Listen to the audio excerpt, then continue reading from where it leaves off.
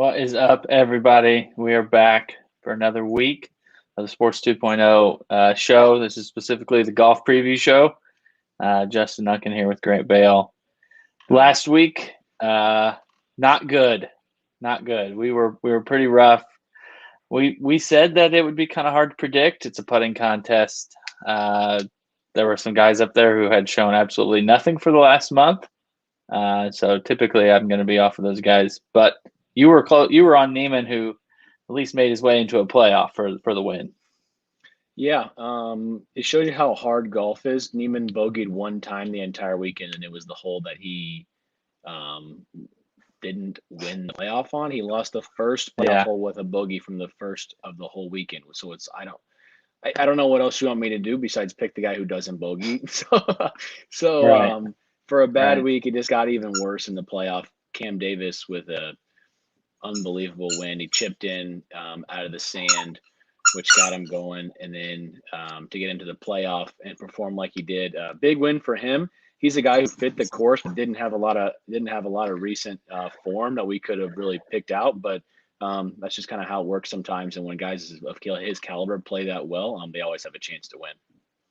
Yeah, I had looked at Cam Davis. I like Cam Davis quite a bit. I actually was not surprised that he finally got a win, but I had looked at his form. It just wasn't anything that really intrigued me.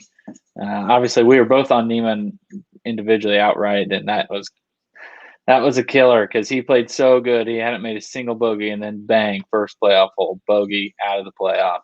Another 5-hole playoff 2 weeks in a row is kind of crazy. Right.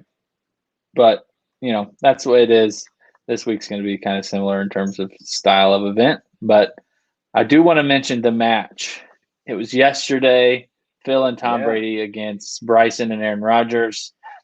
I wish I would have been able to watch it. Had to work. One of those things. Couldn't watch. I was going to guess it was going to be a cringe fest because Bryson and Phil are about as cringy as it gets sometimes. But it seemed from the videos I watched that it wasn't too terribly bad. And Aaron Rodgers apparently is good. Yeah, I think honestly the announcers with the setting and the environment, the course that they were in, kind of made up for everything because it was honestly like the views of the course were like breathtaking within themselves, and then you had those guys kind of talking around. Bryson started the match by bringing out a roll of duct tape and saying that this was for their I saw that. This was for their mouths. So that was like I tuned in. That's what happened. Like the first second I tuned in, I was like, wow, this is already starting exactly how I thought it would. Right. But then Rodgers was surprisingly like really, really good. Brady was getting pissed off at himself because he kind of kept not hitting good enough shots. And when Bryson hits it that far on a course that was just laid out for him to just hit absolute nukes on, it made sense that they won. It was interesting in the fact that you saw Brady and Rodgers kind of interact a little bit, and then announcers asked Rodgers about his future and all that jazz. But as far as Bryson, it was exactly what you would have thought it was, just complete dork. Yep. Least self-aware person on the earth. I maintain that position. But I like those events. They're fun. I wish I'd have been able to watch yesterday, 4:00 in the afternoon on a Tuesday. Not the greatest timing. They should maybe work on that the best they can, but I understand they have real golf to play. So, anyways. I was going to say, I think that as these matches go on, I think we're going to look back someday and remember like the match series by like one defining moment, because I think eventually you're going to get a situation where these guys, someone gets really heated and something actually really entertaining happens. It hasn't happened quite yet, because guys are a little bit more professional in camera, right? They don't want to say anything or do anything too crazy. But you could kind of tell like Brady was getting pissed off. Rodgers was sinking putts and walking them in. And so I think eventually, I think if we keep doing this enough, we'll have one where two guys either say something or something happens. We go, whoa, that's what the match was for, right? That one moment right there. So I'll be tuning in the future. Yep, definitely. Well, this week, John Deere Classic in our home state, Moline, Illinois. It's a not very well attended event because the Open Championship is the week following in a different country across the giant ocean. So guys are not really they're just not going to want to fly on a Sunday to try to get ready for a tournament on Thursday. Right. So a lot of the better players are playing the Scottish Open in Scotland, of course, which we'll touch on that event just a little bit, just because there's enough good tour players playing that it's worth it. But the majority of the rest of the tour will be in Moline, trying to get a win to to go to the Open Championship next week. TPC Deere Run, I've played it. It's not a memorable course, personally. It's just kind of I don't really know how to describe it. It's a country style course. It's got some elevation changes. There's a few trees, but it's not a parkland style. It's really, really gettable. It's not a bomber's course in the sense that you can just hit it wherever, but there's definitely some holes where you can get after it with the driver. It's precision. It's a precision course ultimately. Just get the driver in a place where you can use your irons and putter, because this is a putting contest. Yeah, I wanted to kind of get your thoughts on like how you think some of these guys would play these holes as you played them. I obviously won't be set up the exact same way, but like you said, it's going to be quite a birdie fest, because you're going to have a lot of guys in the fairway and you're going to have a lot of guys on the green. So it's going to kind of turn into who can not only get close, but who can make the most of the close ones. Yep. And I think you'll see that in our bets here this weekend. It's kind of unfortunate because, especially with guys like us, we would love to go to these events, and we've even considered going to this one. But if this was a field that definitely promised us higher guys up in the world rankings, I think it'd be a no-brainer. We would be there. Yep. It sucks that the one event close to us is that way, but it's always been that way. Every now and then they draw a few guys, like Daniel Berger showed up this week. No idea why. Top 15, top 20 player in the world. But I saw that there's only 5 players in the top 50 of the world rankings at this event. And Siwoo Kim and Sung Jae are 2 of them, and they are not playing next week because they're gearing up for the Olympics to try to avoid mandatory military service. So we'll see. From my perspective, having played it, these guys can just go up there and hit hybrids and irons and 3-woods off most of these tees and not have long clubs in. It is 7,200 yards, but there's a decent amount of up and down elevation changes that they can take off distance. It's all about making sure that you have a shot to get the ball close with your second. So I wouldn't expect to see people just hitting driver every single place. Obviously you can for the most part on a lot of holes, but we've seen some short hitters win this tournament a decent amount because ultimately it's a putting contest. If you look at the course breakdown of Fantasy National, driving accuracy is about 10% higher here. So 10% more fairways are hit.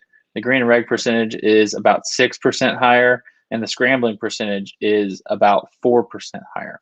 So basically, it's just easy. This course is easy.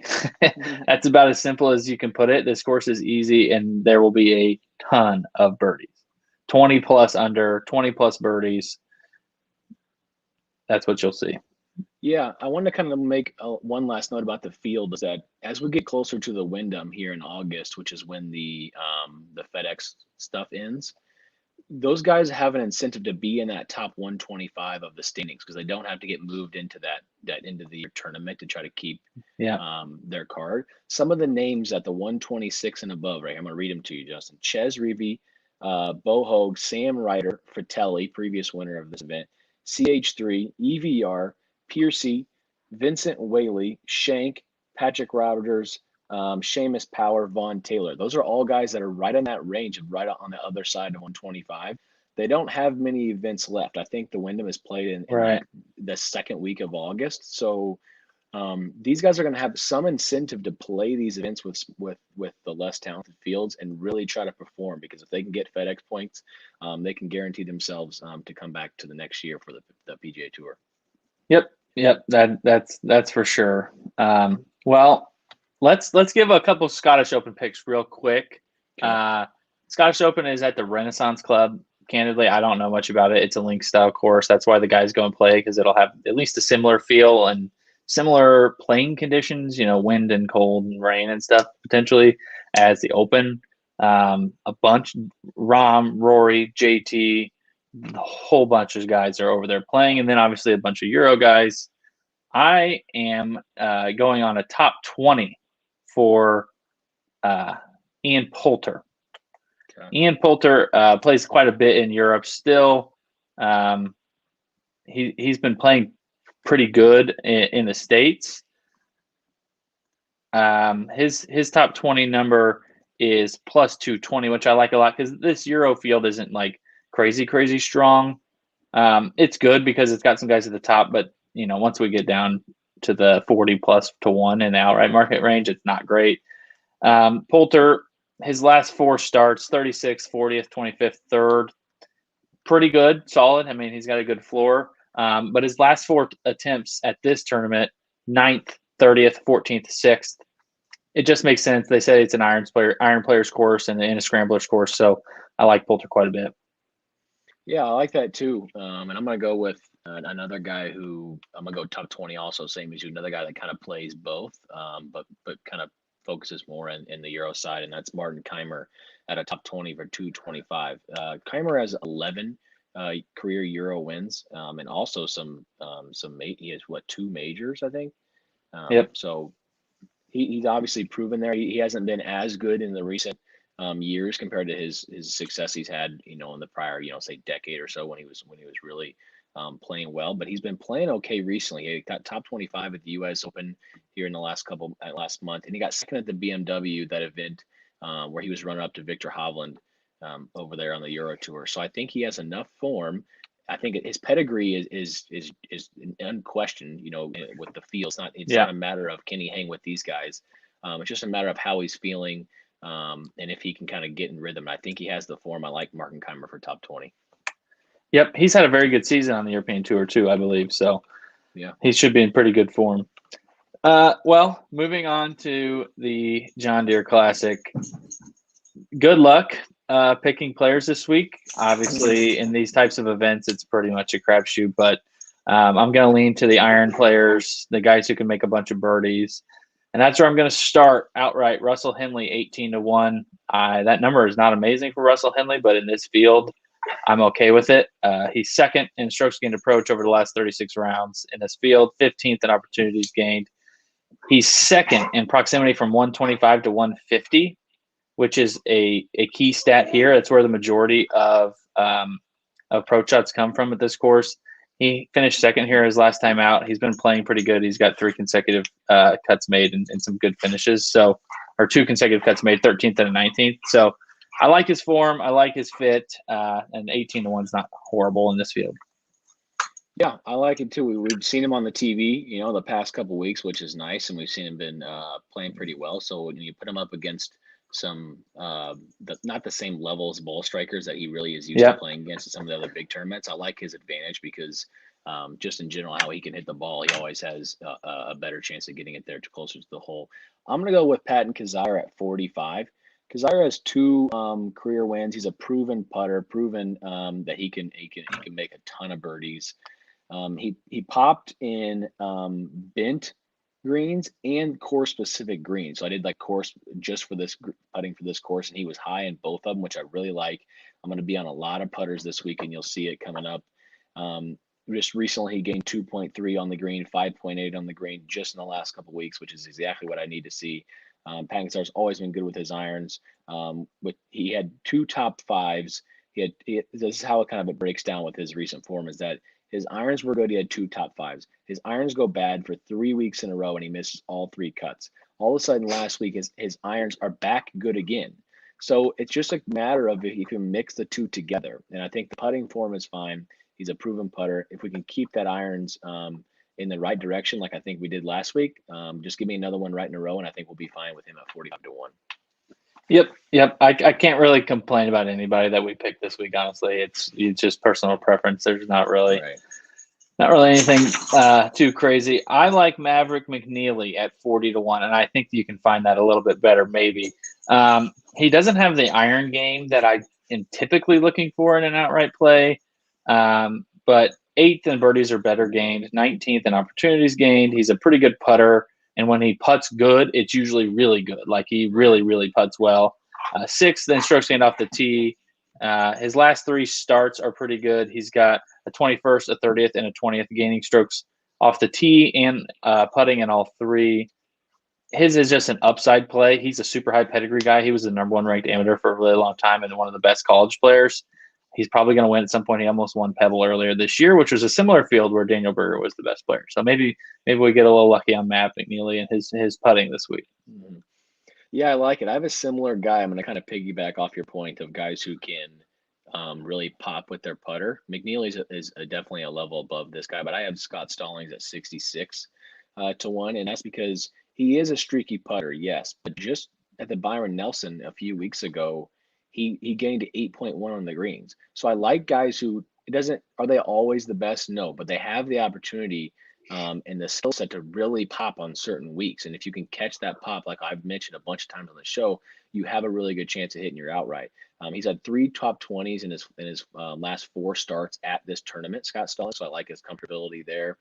He's a streaky putter, like I said. His irons have been good all year. He's excellent from 400 to 450 par 4s, which is a majority of the holes you're going to see on a course like this, especially because it's a little bit less distance than what we're used to on the PGA Ints, all the easy stuff we've been talking about.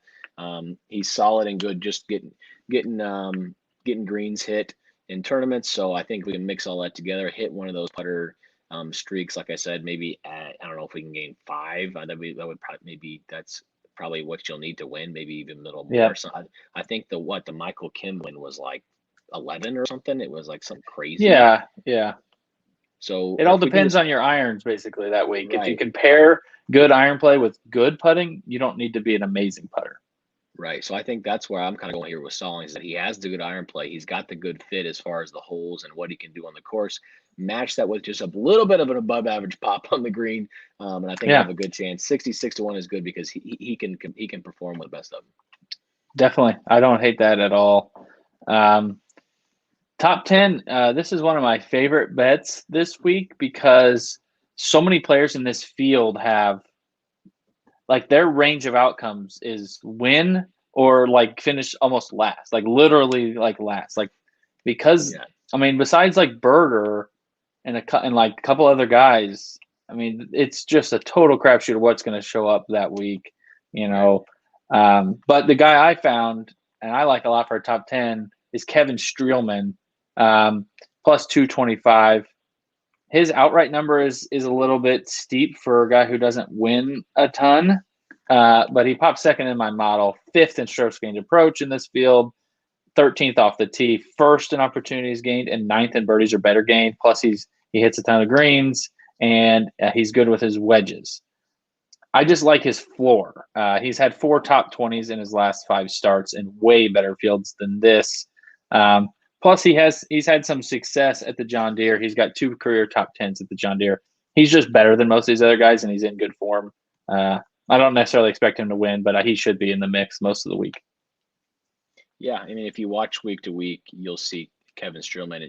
This is not a course where he's going to get overpowered. This is not a course where he's not going to have any of the tools to compete, right? You'll see that sometimes where it's like, well, he just can't keep up. But this week, he'll be right in the mix with everybody, and he has such a solid, disciplined game. I love that top 10 because he just has to go out and do what he does, and he can do that. Yep. I'm going to go with Alex Norn at top 10, and this is unlike me. I don't like betting Alex Norn. I actually love betting against him, but Alex Norn goes like on runs, right? So you look at his like finishes, and he strings together finishes all the time, and it kind of happens and it pops away, right? And then it kind of happens again. He does that little, bull crap routine he does before he hits. And when he has that routine going, he just does it. I'm looking right here on it, like in March, it's like 46, 25th, 21st, 21st, right? Then it stops and it pops back up, 55, missed cut. Then he goes back down, 13th, 4th. He got 4th at the Rocket Mortgage. So I'm going to like to kind of ride that run and go on a top 10 with him. I was talking to you earlier is that I almost thought about his outright number, but if you look at his PGA Tour wins, he has 0. So I'm not really sure his pedigree to win is that high. He has European Tour wins. He's done it, but here on the PGA Tour, he hasn't. His best surface is bent. He was number 1 in 3-putt avoidance for the last 24 rounds in the field, which I also like. I like guys who are just going to, even if you don't make a birdie, you're definitely not making a bogey, hopefully. He can score on the par fives, which is going to be really crucial here this week. You have to score on all those par fives, especially on a shorter course like this. If his wedges hold up, I think Alex Thorn is going to compete right there at the top, and then we'll be safe with when he doesn't win. Yep. I don't hate Noren. He's a streaky guy, which makes me nervous. But in this field, it's take somebody who's playing well, and that's probably your best bet. Who do you like for a top 20 this week? I think there's some value here. Obviously, you're still worried about that floor being pretty low, but I do think there's some decent value. Yeah, I got Bo Hostler at 350. Bo Hostler won't make it on this show too often in the next in the next few months, but he's going to make it this week. He's been top 25 in his last 3 events, and I think one was the Travelers, which is a pretty good field, comparatively, but he's been okay. Bent is also his best surface. He's a pretty solid ball striker compared to the guys in the field, which is exactly what I want, because I want to at least have the opportunity to be on the green. He gained 6 strokes putting on the green last year at this event with the top 25. It wasn't last year; it was 2019. But the last time they played this event, the last time they played this event, and I like that, because if he can come in with a little bit of confidence from his recent play, his recent form, also having that memory of like, hey, I was really good on these greens last time I played him. I think that can go a long way. So I think I like the good form plus the putting. Him at a top 20 at 350, I like that. Yeah, he was one of the guys I liked this week. He's similar to McNeely, high pedigree guy, was one of the best amateurs. Had a couple good tour finishes as an amateur, and he's been hurt, and he's kind of a weird personality. He's a weird guy to watch play golf, but he's got the ceiling that a lot of guys wish they had. So I like him. The guy I'm on this week, Hank Lebiota. Nice. He's an interesting guy. He's not somebody who's going to wow you by any means, but he's been really consistent. He's made 6 straight cuts, 4 of which are in the top 20. He's been putting really well. He's gained putting in 5 of his last 6. He's gained on approach in 4 of his last 5. He gains around the green every week, so his chipping and putting is pretty good. I just like him. He popped really high in my model. The number is there that I like at plus 225. Hank Lebiota is probably not winning this golf tournament, but his stats match up perfect for what I'm looking for here, and I like the number. Yeah, it was like you were reading off my sheet, because I have him in the matchup. So and I like it too, and I'll explain here in a minute. But it's all about the putter. You saw him last week on TV performing well on Sunday, so I'm gonna ride it with you. I'm gonna ride it with it. Yeah, and you like him in a matchup, right? Yeah, I got him minus 110 versus Munoz, and you definitely like Munoz. I like Munoz also. Munoz is the hit or miss that doesn't even describe it as much as it is. He's one of my favorite guys to just take a dart throw on, because his ceiling. He's one of the guys that with a super low basement and a super high ceiling, and I like taking a shot on his ceiling. But his basement's low. Yeah, so and I like those in matchups, and I've mentioned this a ton of times. I like guys who just you never know, they could finish like 150th. So I'm gonna go Lebiota over Munoz. I have a little bit of a stat here. It's gonna kind of go off of what you said, and it's all about the putter. 4 straight events, Lebiota gaining 3 strokes or more on the greens. Munoz, 4 straight events. This is the last 4, by the way. Missed cuts and all losing on the greens. So, and Lebio has made 6 cuts in a row, which I think you mentioned all about that too. He's got 4 top 20s in that mix. If those putters stay even close to the same that they are, we're going to win the matchup. So we're going to try to keep the run on Lebiota, his recent form. Hope that one of Munoz's big pops isn't this weekend. And I like that at minus 110. Yeah. I love when you're looking at matchups, it's so much different. Either you're trying to find a guy you're trying to bet against a guy with a super, high variance with a guy who's a little more steady, or you're trying to fade a guy who you just think this isn't a fit, or, their form's really bad. And Munoz's his variance is just first or last, quite literally. So, most weeks it's worse than, it's miscut. He misses a decent amount of cuts. So Lebiota's been pretty solid here recently. My matchup is Sheamus Power over Aaron Wise. I saw Sheamus Power crazy high on the odds board this week, and I was like, what in the hell is going on here? I don't really get it. And then I pulled up his fantasy national page. 8th, 19th, 19th, 9th, his last 4 starts. Gaining on approach in his last 6. Gaining putting 3 of his last 4. And even the ones he's been losing recently, it's been just minimal. He's been really, really solid. He's made 7 cuts in a row. I like his floor quite a bit. This course sets up well for him because he's not a big off the tee gainer. He's kind of one of those. He hits it far, but I would guess this is one of the weeks where he kind of backs it down, gets it in the fairway, and lets his irons do the work. And he's plus 128 over Aaron Wise. Aaron Wise falls similarly into the Munoz category where he's up and down pretty significantly. He has been playing pretty good recently, but his putting can be horrific. He lost 5 strokes putting last week. He lost 4 earlier this year. He lost 10 at the Waste Management. He's not a good putter. Even when he gains, it's not very much. So I like betting against his poor putting with a guy who's been really, really solid. Yeah, and I'm looking here at Sheamus's stats, and that kind of intrigued me. So of the last 4 events, those 4 starts that you mentioned about the placings, he's only lost on the green once, and it was less than half a stroke. And he had and he gained 6.7 approach. So I think you'll be fine, right? Because even if he doesn't perform with the putter extremely well, right, he has those irons to back him up, and I like that. Just like you said, against a guy who is opposite of a proven putter. So we have similar structures in our matchups this week. So I like that. We can take some guys who can just perform for us, and we'll let the other guys kind of do their thing.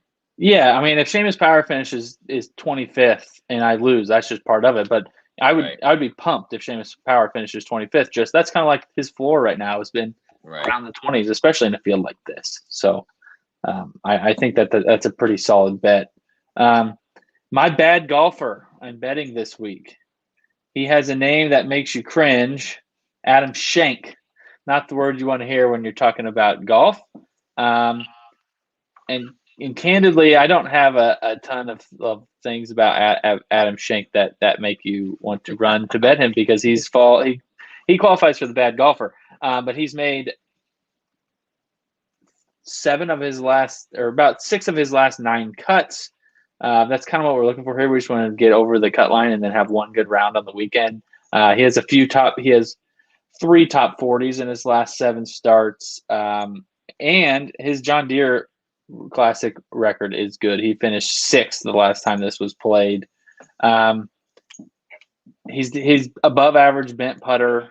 And I like playing against his name of being Shank. I just like, he's got the last name Shank, and he's playing golf. So I think that's funny. And he's been the guy who pops up randomly on leaderboards. I would not be shocked to see him shoot some stupid number on Thursday or Friday that people are like, whoa, Adam Shank. So that's where I'm going for bad golfer. And the number, plus 200 for a top 40 is nice value. Yeah, there's a lot of coverage there, especially when you with the amount of bad golfers that are in the field. That means there was a lot to pick from this week. Right. So but that also means there's a lot of guys, the percentage of guys playing really bad is also higher, right? Because you have less talent in the field. So if your guy that you pick can perform and do at least the baseline or what you think he should do to do well, he'll have a good chance to compete for a thing like 40 because there's not going to be a lot of guys who have the talent to push him. Yep, definitely. And they got the margins back this week. Yeah, margins are back. We cannot quit now. We've gone 2 playoffs in a row, and I understand it, and it pains me. But we're staying with 1 stroke, 2 stroke. This tournament at one point was won by 8 strokes. It's happened. So if you want to take a gamble and go a little higher, you can. I don't hate that, but a majority of these time, these finishes will be even if it's an easier event. A 2 could happen, which we love because 350 is a great number. But I'm going 1 stroke, 2 stroke. I've seen enough of these tournaments. I watch week to week. These things hit. You just got to stay disciplined. Yep. I like it. In best bets this week, we are squarely on the same page. We're going the old guy route with Zach Johnson. I'm going to take him at a top 20. Zach's a really, really good putter.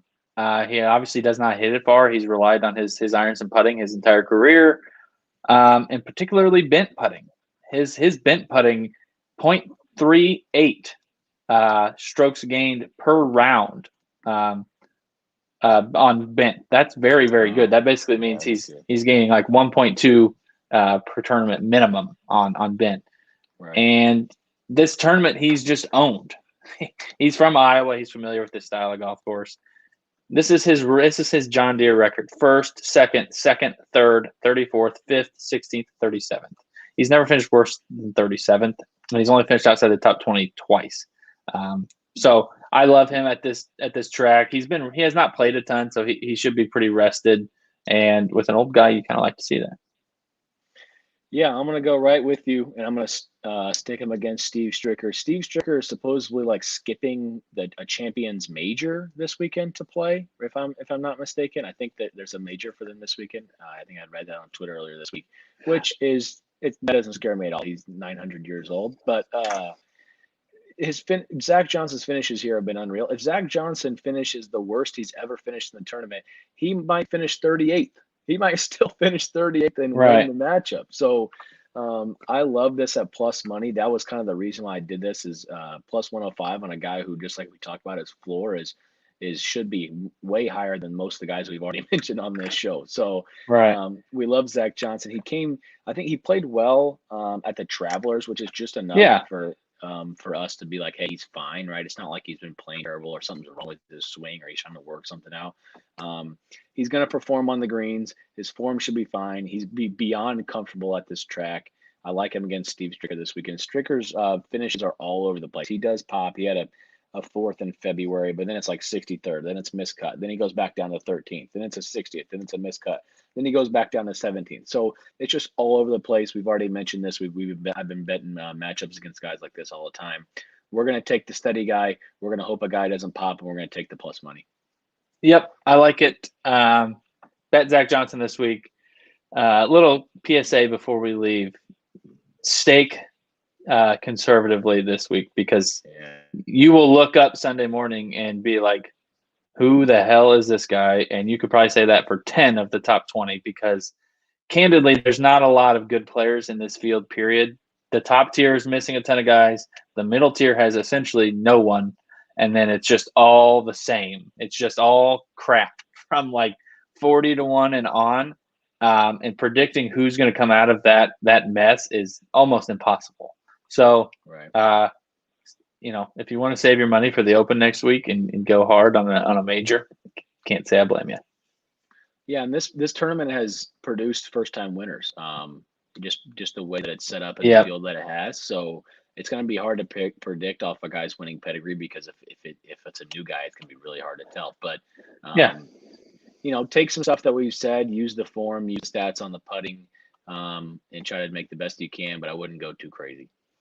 Yep. And that's all we got. We'll see you next week for a big Open Championship show. Peace out. See ya.